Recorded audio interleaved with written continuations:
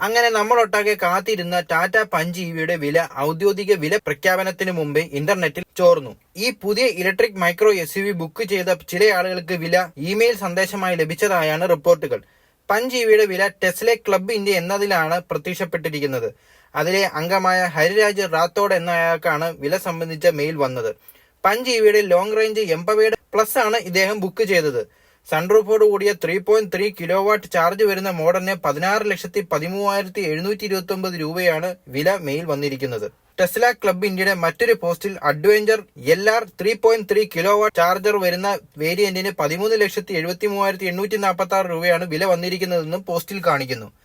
ഈ വിവരം മനസ്സിലാക്കിയ ടാറ്റ മോട്ടോഴ്സ് തങ്ങളുടെ സോഷ്യൽ മീഡിയയിലൂടെ വിശദീകരണം നൽകി. സാങ്കേതിക തകരാർ മൂലമാണ് സംഭവിച്ചതെന്നും ലോഞ്ച് വേളയിൽ വിലകൾ വെളിപ്പെടുത്തുമെന്നും പോസ്റ്റിൽ പറയുന്നു. എന്നാൽ ടാറ്റ ചോർന്നിരിക്കുന്ന ഈ വില അംഗീകരിക്കുകയോ തള്ളിക്കളയുകയോ ചെയ്തിട്ടില്ലെന്നാണ് രസം.